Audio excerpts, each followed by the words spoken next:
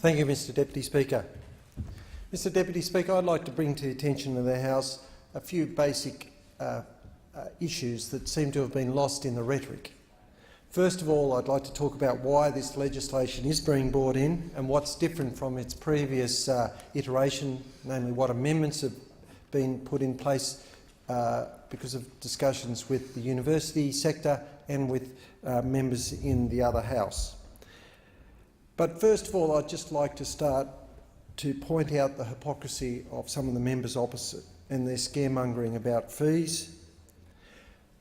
Members on the other side talk about a place where university fees were in some utopian age where the government paid 100% of the student fees. I'd just like to bring to the attention of the House that that is not the reality, and it hasn't been since 1989. We are changing things because the university and research sector is calling for these changes. The reality is that since HECS were introduced in 1989, we have gone through a period where there's been vast numbers of students entering into tertiary education that weren't there before. Back in the mid-70s and 80s, there were much less numbers of students at university, and the government did fund all of fees, but now we have a different system altogether. We have the demand-driven system, which has meant hundreds of thousands more students are at tertiary education, and the growth of those numbers far outstrips the available funding. As the head of the ATN network that educates 150,000 students, universities have been in slow decline in funding since 1989. They've had their base funding cut away in 1,000 little cuts. But I might just remind the House that in 2012-2013, members of the other side, when they were in government, had the audacity to cut $6.6 billion out of tertiary education and move it over into the Gonski initiative. So it's a case of the pot calling the kettle black yet again. Secondly, the universities, almost in unison, want deregulation as they see their slow decline in funding as going to result in quality receding and their specialisation, their abilities being hidden in a very competitive market. The higher education market generates about $17 billion for the Australian economy, and it is hyper-competitive. Universities in Asia are growing, both in the subcontinent of India, Asia, Korea, Japan, all over the place. And for us to maintain our quality product, the universities are saying, please deregulate us, with certain caveats. But with deregulation and competition, diversity and subspecialisation of universities, rather than rolling droves of people in undergraduate degrees that don't lead to quality or employment as a secondary phenomenon, is what will continue to be. We are trying to fix that situation. Now, many amendments were argued for last year, and with this bill we can see 5 key amendments that address the issues that the higher education sector and members of the Senate and the crossbenchers argued for. The new legislation changes the interest fee back to CPI rather than the bond rate. There is an interest rate pause for people's HECS debts if they're carers of children under the age of 5.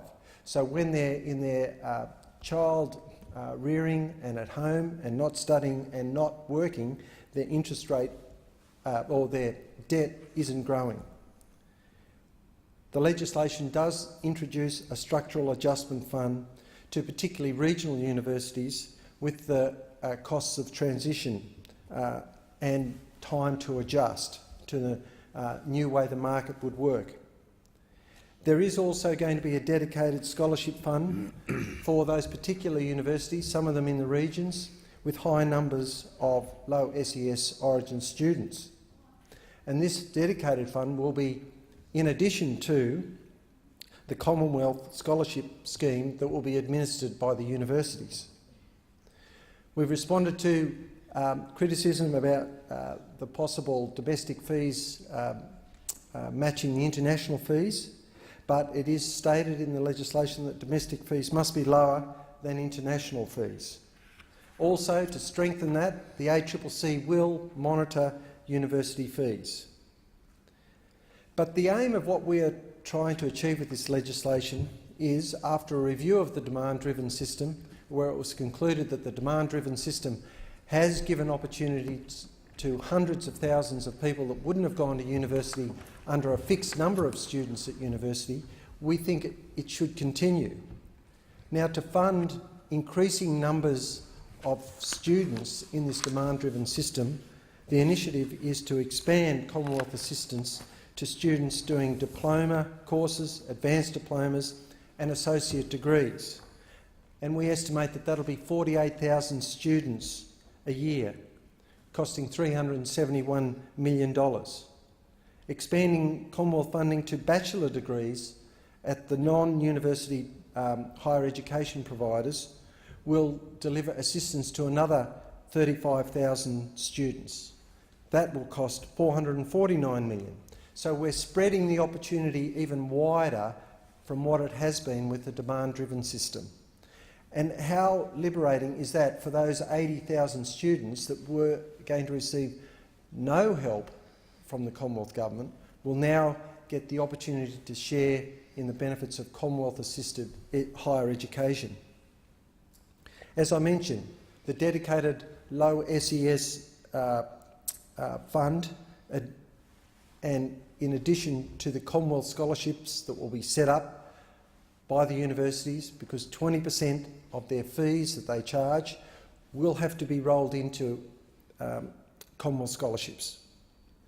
We're also removing loan fees, which are quite considerable, for fee help loans, and that was a 25% fee. There was a 20% fee on vet fee help loans, and that's being removed.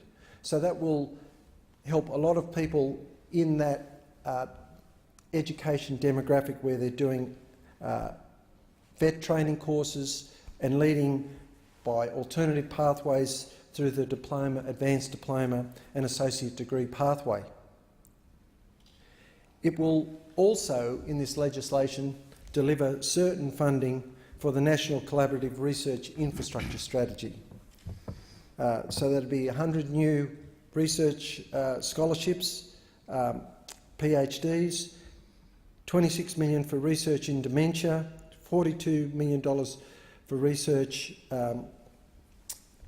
in tropical diseases, and $24 million for the Antarctic Gateway Partnership.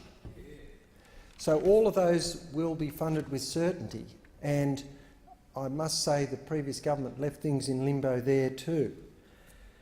So, look, more students at university is the reality.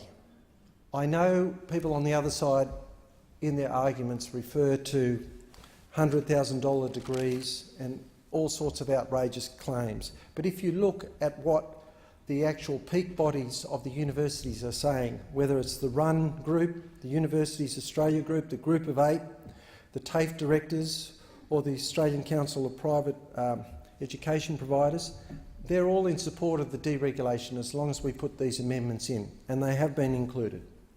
Now, so much for the $100,000 degrees. University of Western Australia has announced that the average cost will be $16,000 per year. Their most expensive degree, a 5.5-year degree doing business law, $74,000 to $75,000, and that's for a 5.5-year degree. Some of the other fees quoted from the Council of Private Educational Providers: nursing, $11,000 to $14,000 per year; education degrees at $10,000 per year. Now, Sydney University is looking at expanding their Commonwealth scholarships from less than 1,000 ninefold. Or sevenfold. So that's a vast increase in the number of scholarship help available at a major metropolitan university. And you multiply that around the country in Adelaide, Brisbane, Sydney, Melbourne. A lot of students that would have received no assistance will be eligible for these Commonwealth scholarships. So, Mr Deputy Speaker, there are a lot of sensible adjustments that have been incorporated in this legislation.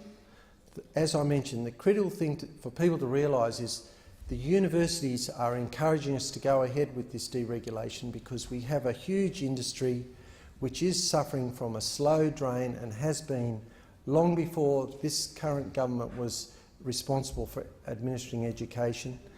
It is a competitive world.